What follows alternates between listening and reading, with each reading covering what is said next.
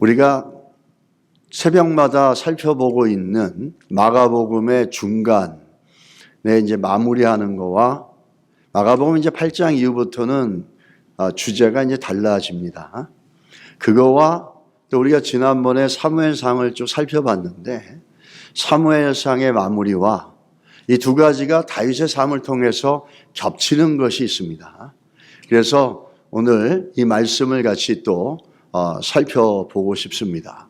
하나님의 시나리오 그리고 다윗의 삶 이렇게 같이 연결이 되는데 시나리오 그다음에 또 각본 이런 것들은 영화나 드라마를 만들어갈 때 가장 중요한 거죠. 감독의 의도와 감독이 그 모든 걸 총괄해 가면서 끌고 가고자 하는 내용들이 그 안에 다 담겨져 있습니다. 물론 세부적으로 구체적으로 보게 되면 역할이 조금씩 다르고 사건과 상황들이 조금씩 다를 수 있지만 이 각본이라는 것, 시나리오를 통해서 우리 감독들이 전체를 끌고 가고 있는 그 내용은 그 각본 안에 다 들어있는 겁니다. 우리도 이 다윗의 삶을 통해서 볼 때 이 하나님의 시나리오가 들어있습니다. 하나님의 각본이 다윗의 인생 가운데 있다라는 거예요. 그거는 여러분의 인생에도 있고 저의 인생에도 있습니다. 개개인적으로 세부적으로 조금씩 다르고 차이가 날 수 있지만 하나님의 큰 각본이라고 하는 그 카테고리 안에서는 동일하게 적용이 된다는 겁니다. 다윗의 삶을 우리가 정리하자면 두 가지로 나눌 수 있습니다. 첫 번째 파트가 어떤 삶이냐면 다윗이 사무엘상에서 나오는 내용이 뭐죠? 사울에게 광야에서 10여 년 동안 도망자로 쫓겨다니는 삶입니다. 그리고 나서 두 번째는 사무엘하로 들어가면서 다윗이 왕이 되면서 이스라엘의 왕이 되면서 하나님의 나라의 상징인 이스라엘의 왕이 되면서 다스려 나가는 모습이 사무엘하에 있다는 거예요. 우리 사무엘상과 사무엘하가 그냥 다윗의 이야기라고 얘기하지만 그 다윗의 이야기 속에서 전혀 다른 그 장르가 여기 안에 속해 있다는 겁니다. 사무엘상 속에서는 다윗이 광야 윌더네스에서 정말 퓨지티브 그 도망자로서 비참한 삶을 삽니다. 그런 삶을 겪고 난 다윗에게 하나님은 사무엘하에 갑작스럽게 사울이 제거되어지면서 다윗을 약속했던 대로 왕으로 세워져 갑니다. 하나님이 다윗을 갖다가 왕으로 세우기로 선택하고 기름 부으신 것은 아주 오래전부터 했어요. 그런데 하나님이 기름 부으시고 하나님이 왕으로 선택했으면 감히 하나님이 선택했는데 누가 방해하겠습니까? 바로 세워져야 되는데 그러지 않았다라는 거예요. 다윗을 세우시고 나서 다윗은 힘든 시간들을 광야에서 배고픔과 외로움과 절망과 또 때로는 수치심과 무시함과 모욕감과 창피스러움과 도망다님과 두려움과 이런 수많은 시간들을 10여 년 동안 그 안에서 겪어야만 됐습니다. 근데 마치 그것이 끝나자마자 사무엘하는 어떻게 시작하냐면 다윗이 왕이 되는 겁니다. 이 전혀 다른 상황이지만 여기는 하나님의 시나리오가 있다는 거예요. 맹자가 이런 말을 했어요. 하늘이 큰 일을 주기 전에 그 사람을 괴롭게 만들고 힘들게 만들고 가난하게 만들고 어렵게 만든 후에 하늘이 큰 일을 그에게 허락해 준다. 조금 이 하나님의 시나리오랑 비슷한 게 있다는 겁니다. 하나님의 시나리오의 대표적인 다윗을 통해서 보여주는 건 어떤 거겠습니까? 바로 이 십자가의 원리가 있다는 거예요. 그렇게 아파보고 힘들어보고 잃어버리고 그랬던 사람들이 그랬던 훈련을 받은 다윗은 자기에게 주어지는 그 모든 것들을 어떻게 받겠습니까? 1차적으로는 감사할 수 있다는 거죠. 우리는 그런 것들을 많이 겪어봅니다. 무언가를 잃어버리기 전에는 소중한 걸 몰라요. 근데 무언가를 잃어버리고 난 후에는 이게 너무너무 소중한 걸 알아요. 하나님의 은혜는 어떤 건지 아십니까? 잃어버리고 나서 소중함을 아는 게 은혜가 아니라 잃어버리지 않아도 소중함을 아는 게 진짜 은혜고 그게 믿음이에요. 이 다윗을 하나님 훈련시켰는데 사람은 그렇지 못해요. 잃어버리지 않으면 고마운 걸 몰라요. 놓치고 나면 그게 귀한 건지 그때 압니다. 다윗에게 사울은 그런 과정이 없었어요. 사울은 광야 같은 시간이 없었어요. 만약에 여러분과 제 인생 속에 다윗과 같은 광야 같은 시간들을 우리가 살아가고 있다면 여러분 기뻐하시기 바랍니다. 하나님의 큰 계획이 있고 하나님이 하실 목적이 있다라는 거예요. 그것 없이 그 모든 다윗을 향한 하나님의 시나리오는 여러분과 저에게도 동일하게 적용된다는 겁니다. 이렇게 이스라엘 왕으로 세우면서 하나님의 시나리오대로 그는 그렇게 10년을 갖다가 광야 생활을 합니다. 십자가의 원리와 같은 거죠. 우리 하나님이 우리를 다스려가는 하나님의 최고의 시나리오는 뭔지 아십니까? 십자가의 원리입니다. 그 십자가의 원리로 각 사람에게 적용하는 데 있어서 세세한 것, 소소한 것들이 각자마다 조금씩 다를 수 있습니다. 그러나 큰 울타리와 카테고리와 프레임을 통해서 볼 때 십자가의 원리로 하나님께서는 우리 인생을 이끌어간다는 거예요. 낮추시고 또 잃어버리게도 하시고 배고프게도 하시고 절망스럽게도 만드시고 그러면서 그 가운데서 다윗이 그랬던 것처럼 뭘 경험합니까? 하나님을 만나간다는 거예요. 세상 사람들도 얘기합니다. 고난을 겪고 어려움을 겪고 나면 그것을 통해서 실패를 통해서 성공을 할 수 있습니다. 맞아요. 근데 그들과 우리가 다른 게 있어요. 우리는 하나님의 시나리오 십자가의 원리대로 하나님께서 예수님께서 십자가의 고난과 죽으심과 저 바닥까지 낮아지는 시간을 통해서 부활의 승리를 얻은 것처럼 요셉을 저 바닥으로 떨어뜨려서 감옥으로 억울하게 누명을 씌워서 감옥으로 떨어뜨려 한 다음에 하나님께서 그를 갖다 높여서 총리 대신으로 만드시는 것처럼 우리의 인생도 같은 고난을 겪지만 그 고난 속에서 우리는 그 십자가의 원리를 갖고 살아간 성도는 그 광야 시간에서 누굴 만나냐면 바로 하나님의 소중함을 본다는 거예요. 그 하나님의 소중함과 예수 그리스도의 소중함과 가치를 발견하게 되면 그게 능력이고 그게 치유고 그게 회복이고 그게 부활의 역사입니다. 할렐루야. 여러분 믿으십니까? 여러분 2002년도에 대한민국의 축구로서 엄청난 붐이 있지 않았습니까? 저도 그 축구를 굉장히 좋아합니다. 너무 좋아하고 그래가지고 옛날에는 막 일주일에 2번씩 바쁜데도 밤에 나가서 축구하고 이랬던 적이 있었는데 너무너무 좋아했었죠. 그래서 이제 큰 게임들은 요즘은 유튜브가 잘 돼 있으니까 다 못 보고 한 10분씩 이렇게 하이라이트를 해주는 거는 꼬박꼬박 보는데 이 축구라는 게 참 특별히 2002년의 월드컵은 우리 한국의 사회에 미친 영향이 굉장히 큰 것 같습니다. 근데 그때 우리가 여러분 중에 기억나시는 분들 있을지 모르겠지만 월드컵이 시작되기 전에 이영무 목사님이란 분이 계십니다. 이분은 예전에 한국의 축구 국가대표 선수셨어요. 최초로 골을 넣고 달려가다가 골을 넣으면 그 자리에서 무릎을 꿇고 기도하시던 그런 목사님이셨어요. 이분은 할렐루야 그 체육회도 만들고 체육인 신학 굉장히 많은 활동을 하시는 분이에요. 그런데 이 월드컵 2002년이 시작되기 전에 이영무 목사님에게 한 사람이 전화를 합니다. 전화를 하면서 울면서 기도를 부탁하는 거예요. 그 울면서 기도를 부탁한 사람이 누구냐면 이영표라는 축구선수였어요. 그 이영표 축구선수를 우리가 잘 아는 것처럼 참 신앙도 좋고 건실한 좋은 신앙인이자 축구선수였습니다. 월드컵을 2일 앞혀놓고 그 이영표 선수가 이렇게 얘기합니다. 월드컵을 2일 앞두고 부상을 당해서 세포와 핏줄, 근육이 다 파열되어져서 6주 진단을 받았습니다. 라고 하면서 전화에 대고 우는 겁니다. 이 월드컵을 위해서 1년 6개월 동안을 밤낮으로 이것만 생각하고 최선을 다해서 어렵게 훈련을 했는데 모든 게 수포로 돌아갔습니다. 목사님 기도해 주십시오라고 하는 내용이었습니다.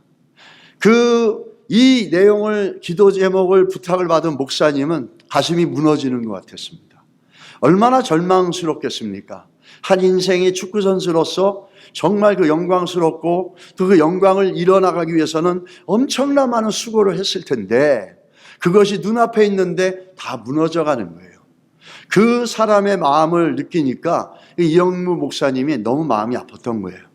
그래서 기도하고 있었는데 어느 시간이 지나면서 한 일주일 지났는데 전화가 온 거예요. 그 내용은 뭐냐면 이영표 선수가 저는 아무 데도 안 가고 경주에 남아서 성경을 읽었습니다. 목사님. 성경을 욥기서를 읽는데 욥기서를 쭉 읽으면서 제가 큰 깨달음을 이 어려운 시간들을 통해서 이 절망스러운 순간 속에 제가 너무너무 큰 깨달음을 얻었습니다. 그게 뭐냐면 하나님이 저에게 주신 큰 은혜인데 월드컵보다 예수님이 더 중요하다는 사실을 깨달았습니다. 그런데 목사님 놀라운 건 뭔지 아십니까? 그 고백을 하고 그렇게 하나님 앞에 기도를 드리고 그렇게 깨닫고 난 다음에 6주 걸린다고 하는 몸의 부상이 깨끗하게 난 거예요. 그래서 이영표 선수는 포르투갈전부터 그 경기에 투입이 돼서 우리가 잘 아는 것처럼 엄청난 일들을 이뤄내지 않았습니까? 하나님은 이런 고난이라고 하는 절망이라는 시간들을 통해서 우리들에게 원하는 게 있어요. 그 고난과 절망을 통해서 예수 그리스도가 월드컵보다 더 좋다라는 거죠. 예수 그리스도가 돈보다 더 좋다라는 거죠. 예수 그리스도가 세상보다 더 중요하다는 거죠. 예수 그리스도가 성공보다 더 중요하다는 것을 믿음으로 깨닫게 되는 겁니다. 그러자 어떤 일이 일어났습니까? 6주 걸린다고 하는 그 부상이 그냥 하루아침에 깨끗하게 치료가 돼서 우리도 보지 않았습니까? 얼마나 뛰어난 플레이를 했습니까? 대단한 퍼포먼스를 했죠. 너무너무 잘했죠. 그 모든 것들이 무엇이었겠습니까? 하나님의 은혜였다라는 거예요. 이영표 선수는 그 절망 속에서 예수가 그 어떤 것보다 더 중요하다는 걸 깨달았다는 거예요. 우리들에게 주는 하나님의 십자가의 원리는, 하나님의 시나리오는 우리를 광야로 집어넣고 다윗을 사울에게 쫓기게 만들고 그 광야를 집어넣은 게 누구냐면 사울이 아니라 이 모든 총체적인 게 누구죠? 하나님의 시나리오였다라는 거예요. 거기서 뭘 발견했을까? 다윗도 이영표 선수처럼 예수 그리스도가 월드컵보다 더 중요합니다라는 고백을 했던 것처럼 다윗도 그 고백을 했어요. 그게 시편 27편 4절입니다. 우리가 아까 이 4절을 읽었는데 여러분 한번 1절부터 한번 같이 읽어볼까요? 시작. 여호와는 나의 빛이요 나의 구원이시니 내가 누구를 두려워하리요? 여호와는 내 생명의 능력이시니 내가 누구를 무서워하리요? 악인들이 내 살을 먹으려고 내게로 왔으나 나의 대적들 나의 원수들인 그들은 실족하여 넘어졌도다. 군대가 나를 대적하여 진칠지라도 내 마음이 두렵지 아니하며 전쟁이 일어나 나를 치려 할지라도 나는 여전히 태어나리로다. 내가 여호와께 바라는 한 가지 일 그것을 구하리니 곧 내가 평생에 여호와의 집에 살면서 여호와의 아름다움을 바라보며 그의 성전에서 사모하는 것이라. 아멘. 다윗도 수많은 광야의 시간을 통해서 발견한 게 뭐냐면 하나님 나에게 단 한 가지의 소원이 있습니다. I have a most cherishous, most precious wish. 그게 뭔지 아십니까? 지금 다윗은 뭐라 그래요? 군대가 자신을 자주와서 자기를 죽이려고 하는데도 하나님 나를 살려주세요. 구원해 주세요. 저들을 갖다가 멸망시켜 주세요. 이렇게 구하지 않았어요. 적들이 자기를 찾아오고 있고 잡아 달려오는데도 그 가운데 하나님 나를 살려주시고 저 적을 무너뜨려 주시고 내 문제를 해결해 주세요 이런 게 아니라 다윗이 뭐라 그럽니까? 하나님 나에게는 only one 한 가지 하나의 소원이 있습니다. 제가 사모하고 있는 한 가지 소원이 있어요. 나에게 only one wish가 있는데 그게 뭔지 아십니까? 내가 여호와께 바라는 일 한 가지 일. 나는 한 가지밖에 없습니다. 하나님 적이 나를 치러 오고 내 살을 먹으려고 덤벼들어도 나는 그것이 중요한 게 아니라 이 광야 속에서 나 한 가지 발견한 게 있어요. 그 뭐냐면 하나님이 소중하다는 겁니다. 그러면서 여호와의 집은 뭐죠? 성전이에요. 예전에는 구약에서는 성전이 어떤 의미가 있었냐면 그 안에 하나님의 이름이 있었습니다. 이 말은 뭐냐면 여호와의 집에 살면서 그의 성전에 삼아 하나님만 바라보고 하나님만 사모하고 하나님만 초점을 맞추고 하나님으로만 기뻐하며 하나님만 생각하고 살고 싶다는 거예요. 광야를 통해서 다윗이 발견한 건 그거죠. 하나님이 다윗이 그러한 믿음의 모습으로 성장하고 발전되어지는 광야의 삶을 통해서 그것이 이루어지고 난 다음에 어떻게 해서 그를 왕으로 삼았다는 거예요. 그냥 사무엘상이 끝나니까 사무엘하가 시작된 게 아니라는 거죠. 다윗에게 광야를 통해서 그런 놀라운 믿음의 고백을 만들어내시고 다윗을 광야를 통해 훈련을 시켜서 only one wish, 하나님 나에게 하나밖에 없어요. 그게 뭐냐면 하나님만 바라보고 하나님과 관계하고 하나님으로부터 듣고 하나님과 교제하고 하나님으로만 소망을 삼는 겁니다. 이런 고백이 이루어진 다윗을 하나님 어떻게 합니까? 왕으로 세우시지 않습니까? 우리는 고난 가운데 있을 때 절망할 때도 있고 우리 삶이 십자가의 원리로 하나님의 시나리오대로 갈 때 우리를 낮추시고 우리를 절망하게 할 때 우리는 그냥 절망스러워지고 이 십자가의 원리와 하나님의 시나리오를 모르면 그대로 포기할 수밖에 없어요. 그러나 이 하나님의 시나리오를 알면은 이 광야 속에서 하나님 나에게 뭘 원하시냐? 바로 나에게 오로지 한 가지 소망이 있는데 그것은 하나님만이 나의 소망이라는 겁니다. 하나님만이 나의 소망이라는 거예요. 이 전쟁, 적들이 날 죽이려고 아무리 와도 그게 중요한 게 아니라 내 안에 저것 때문에 하나님을 잃어버리지 않게 해주십시오. 내가 저것이 무서워서 하나님 앞에 소망을 두는 걸 잃어버리지 않게 하십시오. 내 문제가 너무 커서 죽을 것 같아서 내 안의 소망이, 하나님을 향한 내 소망이 끊어지지 않게 해주십시오. 내가 하나님을 잃어버리고 하나님을 향한 소망이 끊어질까 봐 무섭습니다. 그러지 않게 해주십시오. 이게 다윗의 기도였고 다윗의 소원이었다. 이런 고백을 하나님 앞에 드리고 하나님은 그런 고백을 만들어내시고 그리고 다윗을 왕으로 만들어 가십니다.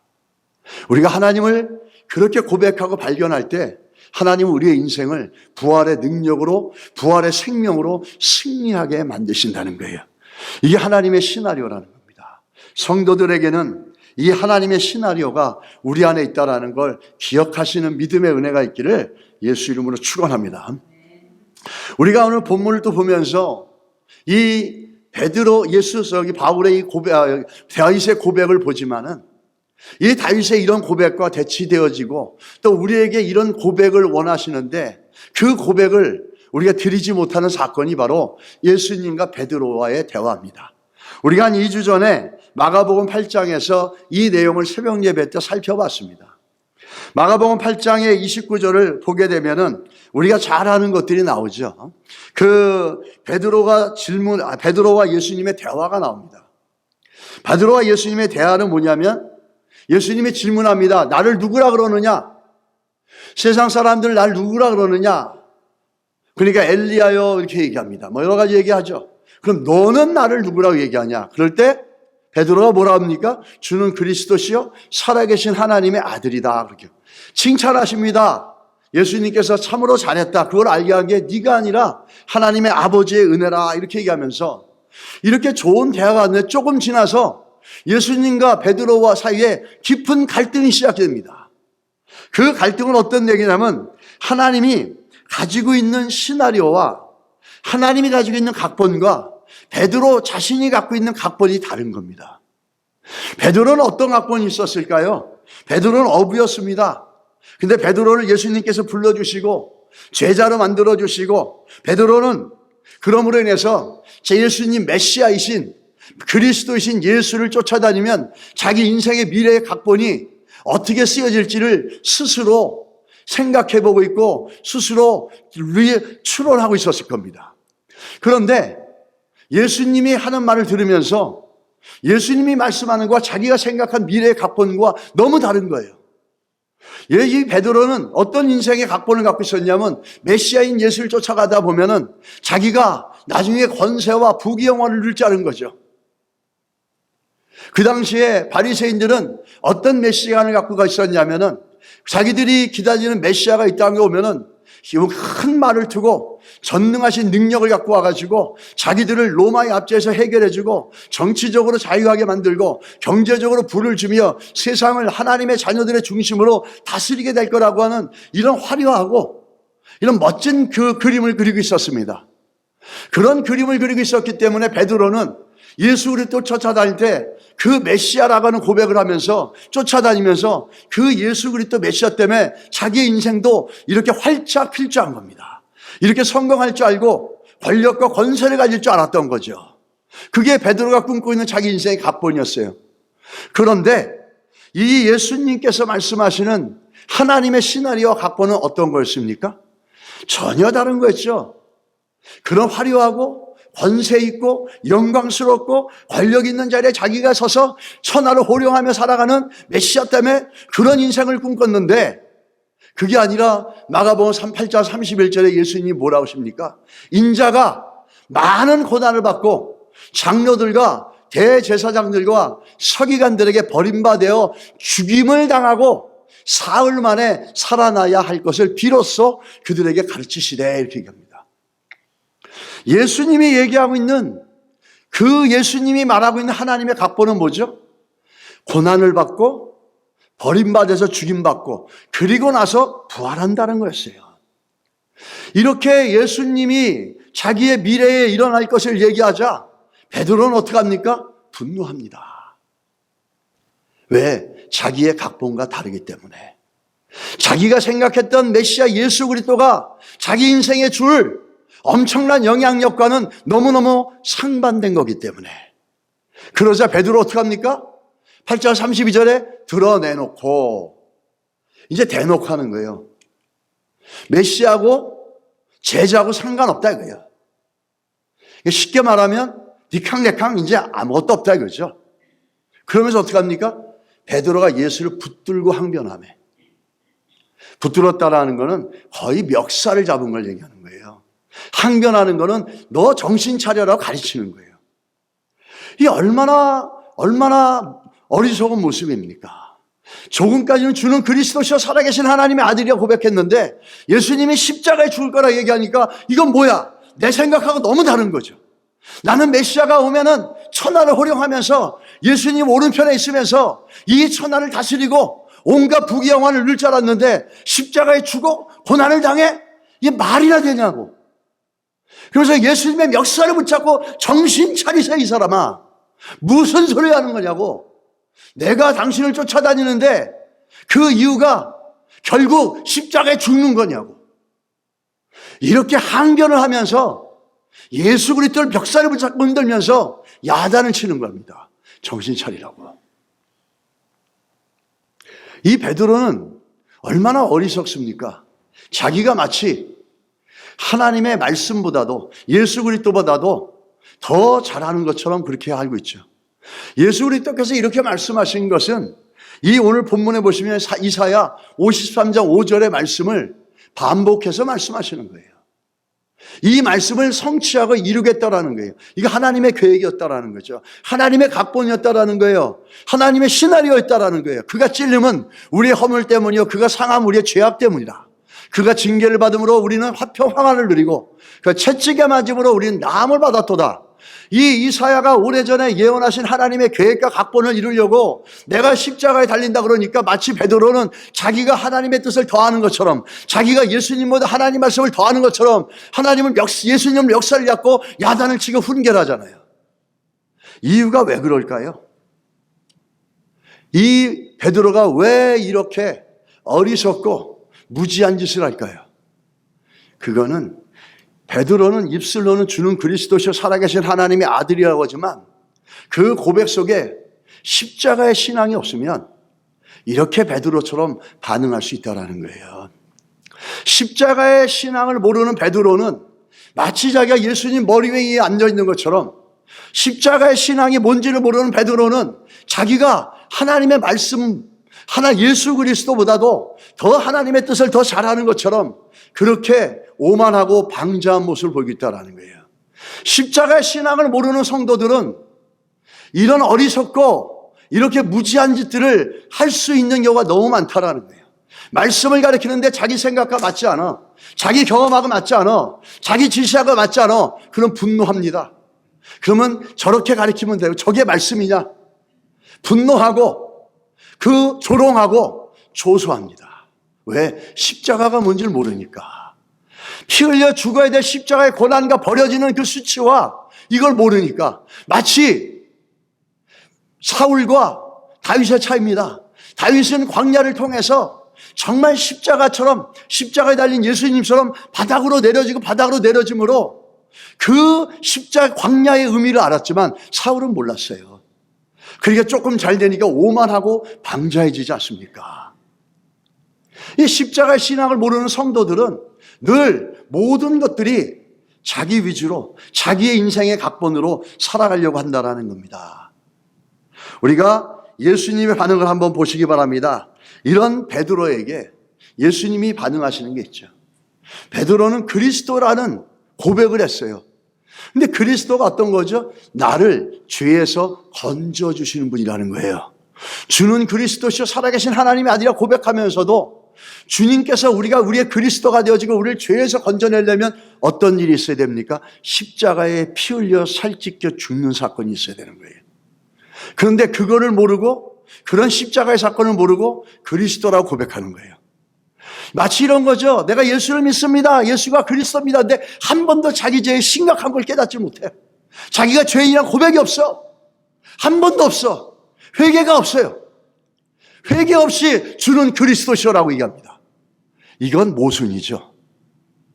이건 성경을 성경대로 믿는다면 그리스도라는 고백이 있을 때 나의 죄의 심각함과 내가 죄인인 걸 깨달아서, 그래서 그걸 통해서 예수 그리스도라는 고백이 나와야죠. 예수를 믿으면서도 그 예수가 그리스도라 고백하면서도 그 죄의 심각함과 내가 죄인이란 고백이 없고, 그러므로 회개가 따라오지 않는 삶들을 살아갈 때가 있다는 겁니다. 이 십자가의 신앙이 없는 거죠.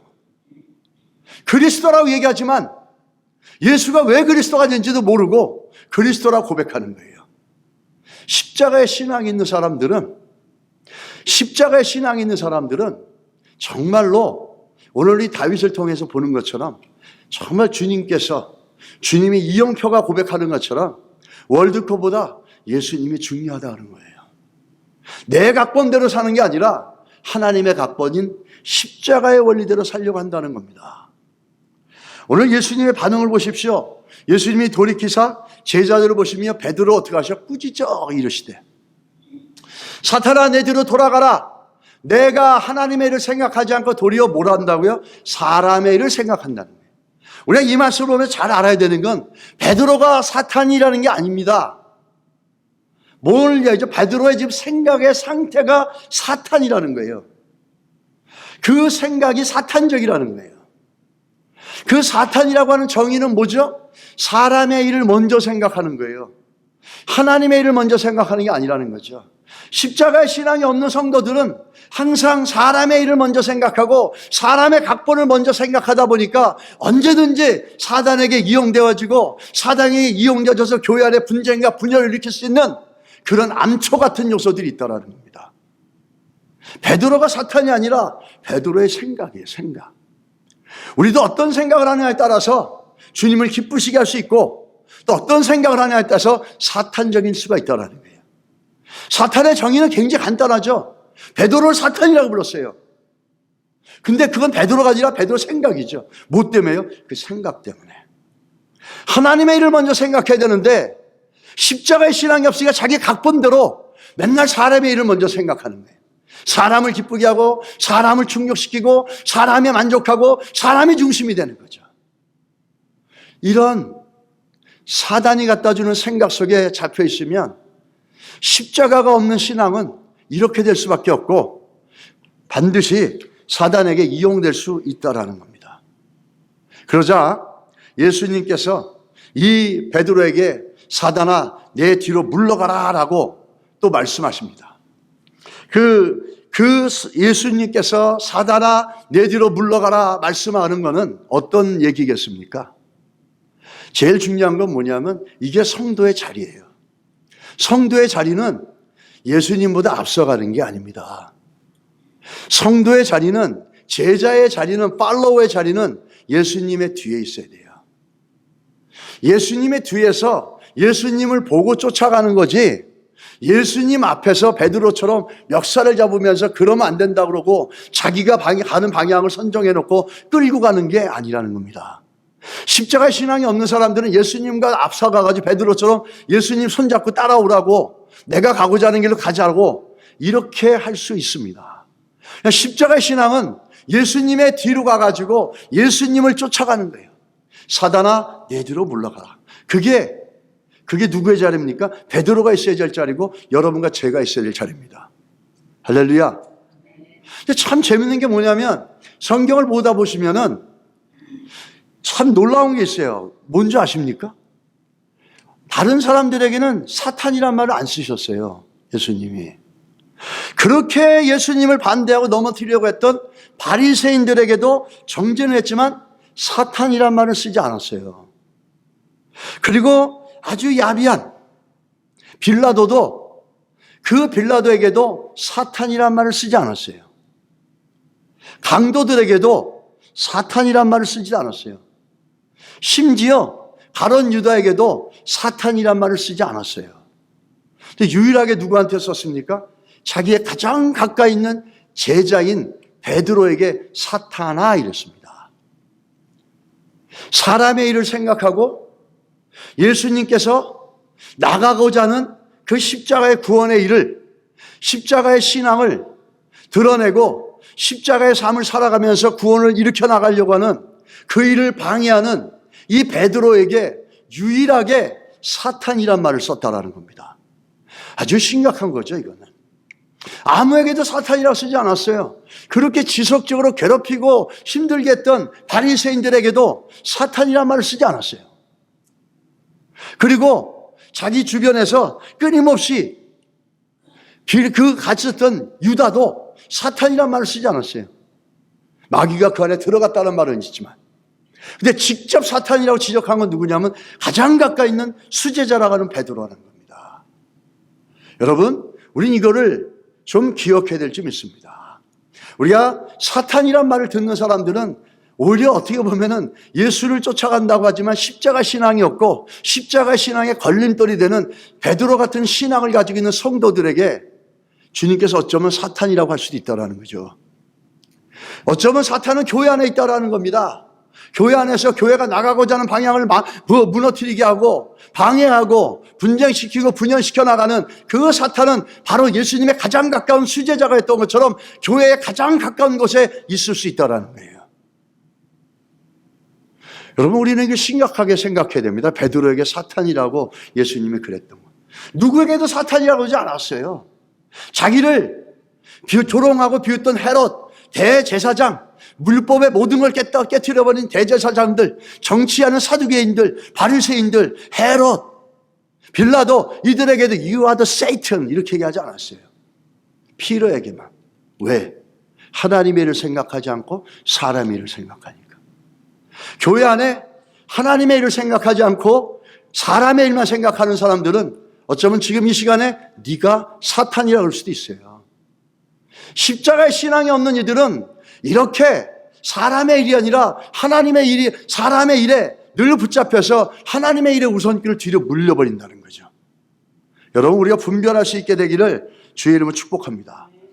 성도의 삶은 그럼 어떤 삶이냐? 우리가 십자가의 삶을 살아가려면 어떻게 살아야 되느냐? 성도의 삶을 살아가려면 어떻게 살아가야 되냐? 팔로우의 삶을 살아가려면 어떻게 살아가야 되느냐? 어떻게 해야지 우리가 stay behind Jesus, work behind Jesus, 예수님 뒤에서 일하고 예수님 뒤에서 서서 예수님을 쫓아가는 삶을 살려면 어떻게 해야 되느냐? 이 34절입니다. 같이 한번 읽겠습니다. 무리와 제자들을 불러 이르시되 누구든지 나를 따라오려거든 자기를 부인하고 자기 십자가를 지고 나를 따를 것이니라. 아멘. 성도의 삶, 성도의 신앙의 시작은 뭔지 아십니까? 십자가입니다.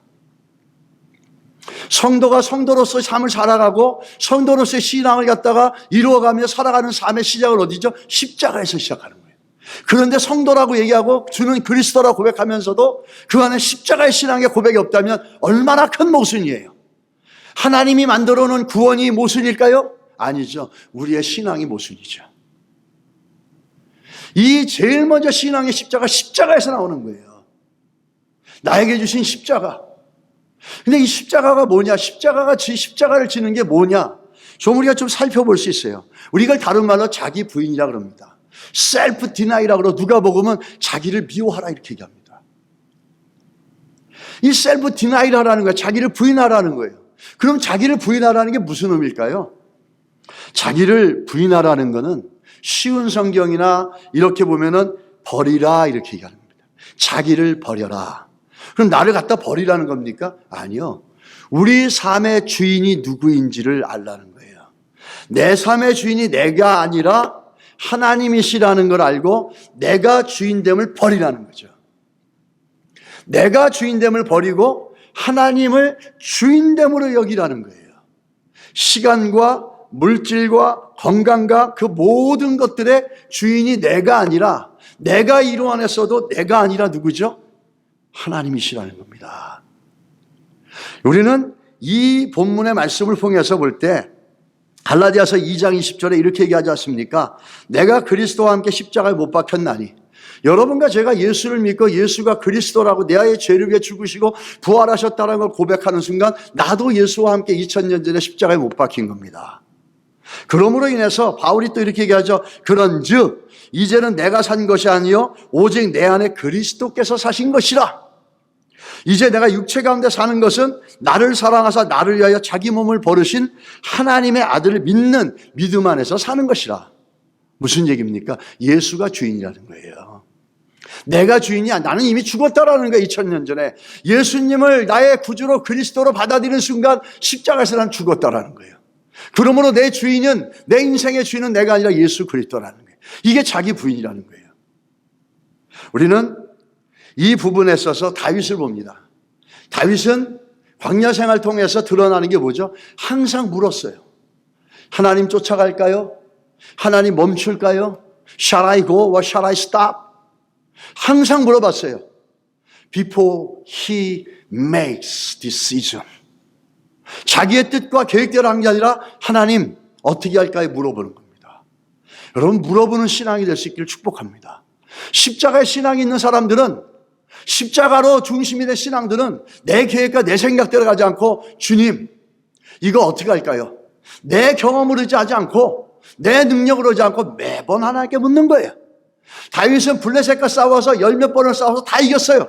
그런데도 매번 똑같은 싸움, 똑같은 일을 경험해도 어떡합니까? 하나님 어떻게 할까요? 하나님 공격할까요? 그럼 하나님 그때마다 새롭게 얘기합니다. 왜? 내 인생의 주인이 누구죠? 하나님이시기 때문에. 우리는 이렇게 얘기할 수가 있어요. 당신은 구원받은 성도입니까? 이 질문을 어떻게 바꿀 수 있냐면 당신의 인생의 주인이 예수 그리스도십니까? 이렇게 우리 바꿔볼 수 있다는 거예요. 또 한 가지, 당신은 예배자입니까?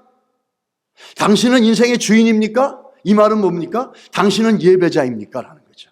당신은 예배자입니까? 이 말을 바꿔 말하면 뭐하죠? 당신의 인생의 주인은 하나님이십니까? 예수 그리스도십니까? 이 얘기를 하는 거예요. 그게 예배자라는 거죠. 인생의 모든 게 내 거라고 우기면서 그게 예배자가 될 수가 없어요. 예배자는 주인의 하나님이신 걸 인정하고 내가 주인이 아님을 내려놓는 사람들입니다. 그리고 세상에 나가서 닥치는 문제와 모든 것들 속에 다윗처럼 겸허하게 묻는 거예요. 왜? 내 인생이 아니기 때문에. 하나님 이 시간을 어떻게 쓸까요? 이 물질을 어떻게 쓸까요? 하나님 지금 내 몸을 어떻게 쓸까요? 지금 이때 어떻게 결정해야 될까요? 어디로 갈까요? 하나님 말씀해 주십시오. 왜? You are the Lord of my life. 당신이 내 인생의 주인이기 때문에. 내가 아닙니다. 나는 예전에 십자가에서 내가 예수 그리스도를 믿을 때 받아들일 때 십자가에 죽으신 것처럼 나는 내 인생의 주인됨을 이미 거기서 죽였습니다. 여러분 가운데 한 번도 내 인생의 주인이 예수 그리스도라는 고백을 하지 않고 그런 생각도 한 번도 없다면 여러분 이 시간 회개하시기 바랍니다. 십자가 없는 신앙은 사단에게 날마다 붙잡혀서 하나님의 나라를 무너뜨릴 수 있는 가장 무서운 존재들이에요. 십자가의 고백이 없이 내가 내 인생의 여전히 주인이고, 여러분 여기서는 끊임없이 우리가 던져야 될 질문이 있어요. 아, 내 인생의 주인이 예수인가? 정말 나는 십자가 신앙을 갖고 살아가는가? 내가 성도로서 나에게 주신 십자가의 신앙을 갖고 살아가는가? 우리 좀 살펴봐야 될 줄 믿습니다. 이 십자가의 신앙이 있는 사람들은 다윗처럼 하나님의 은혜를 아는 거예요. 다윗이 어떻습니까? 우리가 그때 보지 않았습니까? 30년 동안 살면서 경제적으로 얼마나 찌들렸어요. 얼마나 배고팠습니까? 그런 힘든 시간을 지났어도 모든 게 하나님의 은혜라는 걸 다윗이 고백하잖아요. 사무엘상 30장이 어떻게 합니까? 600명이 같이 가다가 200명은 힘들어서 머무쳐 있고 400명만 전쟁에 가가지고 아말렉 군대를 쳐부시고 모든 걸 가져왔어요. 근데 그 중에서 어떡하냐? 우리가 싸웠으니까 우리 거고 저 200명 가지고 나니까 제껴버리자, 그렇게 얘기합니다. 다윗이 어떻게 합니까? 다윗이 이런 고백을 하죠. 다윗이 이르되 나의 형제들아, 여호와께서 우리를 보호하시고 우리를 치러 온 그 군대를 우리 손에 넘기셨은즉 그가 우리에게 주신 것을 너희가 이같이 못하리라. 뭐죠? 하나님이 승리하게 하신 거라는 거예요. 하나님의 은혜라는 거예요. 우리가 하나님이 우리 인생의 주인입니다라고 고백하고 그 십자가의 신앙을 갖고 살아가는 사람들에게 어떤 고백이 있는 게 없습니까? 모든 게 하나님의 은혜라는 거예요.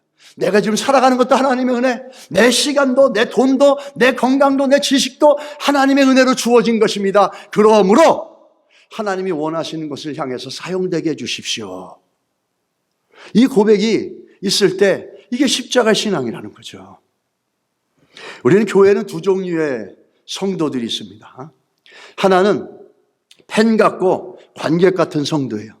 우리가 사카 그 스타디움을 보면은, 축구장을 보면은 두 종류의 사람이 있잖아요. 하나는 팬, 어디언스, 관객들이에요. 또 하나는 뭐죠? 메인 플레이어들. 축구를 얘기 드리자면은 큰 그 스타디움에 막 5만 명, 6만 명 들어가잖아요. 그런데 선수는 딱 11명밖에 없어요. 5만 명, 6만 명은 다 뭐죠? 관객이에요. 관객들은 저 축구 선수들이 잘하면 막 좋아하고, 나쁘면 어떡하죠? 막 손가락질하고 물통 던지고 막 그럽니다. 그게 관객이에요. 그런데 이 선수들은 어떡하죠? 그 자리에 서기까지 뒤에서 남 모르는 시간 땀 흘리고 눈물 흘리면서 수많은 시간들을 갖다가 이 한 게임을 위해서 준비하고 노력하고 연습해 왔어요. 그래서 그 자리에 쓰는 거예요. 성도도 두 종류가 있다는 거죠. 관객 같고 팬 같은 성도가 있어요. 이 성도는 교회에 문제가 있고 뭐가 있으면 손가락질하고 비웃고 누가 잘했니 뭔데니 합니다. 근데 성도들 중에 어떤 성도가 있냐면 축구 선수 같은 성도들이 있어요. 이 사람들은 누가 보이지 않게 보이든 말든 뒤에서 열심히 땀 흘리고 하나님의 나라를 위해서 열심히 교회를 섬기고, 문제가 생기면은 누구를 비난하는 게 아니라 자기의 몸과 시간과 재정을 들이면서 교회를 위해서 헌신하며 수고하며 싸워갑니다. 남들이 몰라줘도. 우리는 간단한 예배를 드리겠지만 이 간단한 예배를 드리기 위해서 뒤에서 누군가는 수고하고 누군가는 시간을 내서 연습하고 누군가는 준비한 것들이 있다는 걸 여러분 기억하시기 바랍니다. 그러므로 우리가 와서 편하게 예배를 드릴 수 있는 거예요. 이 두 가지 종류의 성도들이 있다라는 거예요. 그 두 가지 성도들의 차이가 뭡니까? 선수같이 신앙생활하는 사람과 팬같이 관객같이 신앙생활하는 성도와 이 둘 차이는 뭐죠? The difference is the cross. 십자가의 신앙이 있느냐 없느냐라는 거예요. 이 팬 같은 성도들은 와가지고 자기들이 교회에서 자기한테 편하면 절한다 그러고 자기들 마음에 안 들면 비난하고 비웃고 그럽니다. 한 번도 땀 흘려본 적이 없어요. 한 번도 수고해 본 적이 없어요. 교회를 위해서. 예수가 그리스도고 주라 그러지만 그리스도의 몸을 위해서 한 번도 수고하고 자기 걸 포기해 본 적이 없어요. 그러고 교회가 주는 서비스, 교회가 줄 수 있는 유익, 이거는 다 받아들입니다. 그게 안 되면은 비난하고 손가락질하는 거예요. 누군가는 그걸 위해서 뒤에서 땀 흘리고 수고하는 거 전혀 관심이 없어요. 여러분 생각해 보세요. 나는 팬인가? 나는 플레이어인가? 나는 어떤 성도인가? 팬인가 성도인가? 이 책은 그 책이 있는데 가이 아이들먼이라는 목사님이 쓰셨어요. 이분은 3만 명이 되는 큰 교회를 목회하시는 분인데 어느 날 부활주일이 돼서 텅 빈 성전에 앉아서 기도를 하고 있었습니다. 하나님, 부활주일날 무슨 설교를 할까요? 정말 설교를 잘해서 우리 성도들이 정말 그냥 집중해서 듣고 많은 성도들이 나올 수 있게 하고 멋진 설교를 할 수 있게 해주세요. 막 이런 생각하는데 갑자기 예수님은 군중들 앞에서 어떤 설교를 했을까 하는 생각이 든 거예요. 그래가지고 이분이 살펴본 게 뭐냐면 오병이어의 사건이에요. 요한복음에 있는 거. 그 오병이어의 사건을 읽으면서 그분의 인생이 다 바뀌었다라는 거예요. 그걸 보면서 완전히 바뀌었다는 거예요.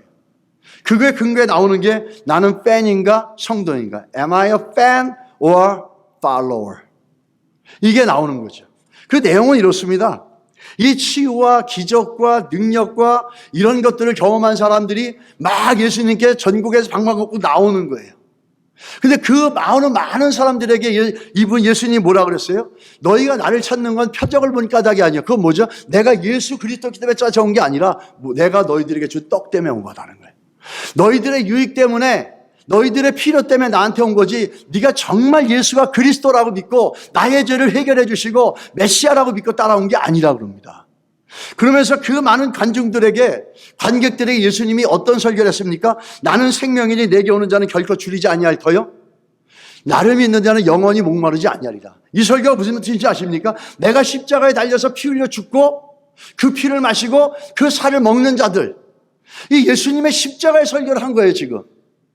이 십자가의 설교를 하자 그 많은 군중들이 어떻게 됩니까? 요한복음 6장 60절에 이제 그때부터 그의 제자 중에서 많은 사람이 떠나고 다시 그와 함께 다니지 아니하더라. 십자가를 가리키고 십자가를 전하니까 다들 싫다고 떠나가는 거예요. 예수 때문에 잘 먹고 살고 싶고, 예수 때문에 복 받고 싶고, 예수 때문에 정말로 인생의 문제가 해결되고 베드로처럼 천하를 호령하며 살고 싶었는데, 아니 죽어야 되고 피 흘려야 된다 그러니까 그 설교를 듣고 나서 예수님의 그 설교를 하니까 다 떠났다니까. 그의 제자 중에 많은 사람이 떠나고, 얼마나 많은 사람들이 예수를 믿고 쫓아왔지만 십자가의 신앙을 설라는 걸 싫어하겠습니까? 여러분은 어떠십니까? 여러분은 정말 팬입니까? 아니면 정말 예수를 쫓는 제자입니까? 그렇다면 십자가의 신앙이 있어야 돼요. 주인이신 예수 그리스도를 위해서 우리가 조금이라도 불편하게 살 수 있어야 된다는 거죠. 조금이라도 헌신하고 들여가는 삶이 돼야 되죠. 이 팬들은 좋은 관객석에 앉으면서 에어컨도 돌리면서 먹을 거 다 마시면서 듣고, 못하면 막 손가락질합니다. 야, 너 왜 그렇게 못하냐? 그러면 막 심지어 물병도 던져요. 잘하는 열심히 하는 사람들은 무슨 죄가 있어요? 똑같은 예수를 믿는데 이 사람은 십자가를 알기 때문에 헌신하고 수고하고, 십자가를 모르는 저 성도들은 맨날 손가락질하고 비난하고. 그 사탄이죠. 그 사탄이죠. 우리가, 이 목사님이 나중에 그 책에 이렇게 얘기합니다. 우리가 팬인지 제자인지를 알려면 세 가지를 한번 생각해봐라. 첫째, 나는 예수님을 믿는다고 말로만 고백하는가? 아니면 예수님을 실제로 믿기 때문에 순종하고 따라가는 게 있는가? 이게 첫 번째 진단이에요. 두 번째는 뭐냐면 예수님에 관해서 아는가? 아니면 예수님을 진정으로 아는가? 요한복음에는 안다라는 말이 굉장히 많이 나옵니다. 그 얘기가 머리로 하는 게 아니라 온몸으로 알아서 그 암이 나를 움직이는 거예요. 그걸 얘기하는 거예요. 셋째는 예수님은 사랑하는 여러 것 중에 하나냐, 아니면 내 인생에 사랑하는 유일하고 하나뿐인 그 하나이신가? 여러분 어떠십니까? 이 세 가지 중에 여러분 한번 진단해 보세요. 모든 성도로 불려진 자들에게는 하나님께서 우리들에게 요구하는 십자가가 있어요. 그 공통된 십자가가 뭐냐면 교회입니다. 우리 바울이 뭐라고 얘기하는지 한번 보십시다. 다 같이 읽겠습니다. 나는 이제 너희를 위하여 받은 괴로움을 기뻐하고 그리스도의 남은 고난을 그의 몸된 교회를 위하여 내 육체에 채우노라. 아멘. 뭐라 그랬습니까? 예수님의 십자가의 사건이 불완전하다는 게 아니에요. 예수님의 십자가의 사건은 완성이 됐는데 아직도 남은 고난이 우리에게 있다는 거예요. 성도들에게. 그게 뭐냐면 교회를 위해서 내 몸에 그 고난을 채운다는 거예요. 교회를 위해서 내가 희생하고 헌신한다는 거예요. 이게 모든 성도들이 받아야 될 십자가라는 거예요. 교회 와서 누리고, 교회 와서 얻어가고, 교회에 가서 뭔가 자기에게 유익되는 것만 찾아가려고 하는 성도들이 있다면 이 시간 분명히 얘기합니다. 십자가의 신앙이 뭔지를 좀 살펴보시고 정말 그렇게 이기적으로 혼자만 나를 위해서만 신앙생활하지 말고 정말 이 바울의 얘기처럼 나는 이 교회를 위해서 내가 예수를 그리스도로 믿는다면서 내가 이 교회를 위해서 내 몸 안에 내 삶 가운데 집어넣은 채운 그 고난은 뭐가 있는가? 하고 싶은 거 하고 놀고 싶은 거 노는 게 교회 생활입니까? 진정한 신앙생활은, 교회 생활은, 성도는 십자가의 신앙에서 시작됩니다. 다시 한번 골로새서 1장 24절 읽겠습니다. 나는 이제 너희를 위하여 받은 괴로움을 기뻐하고 그리스도의 남은 고난을 나의 몸된 교회를 위하여 내 육체에 채우노라. 아멘.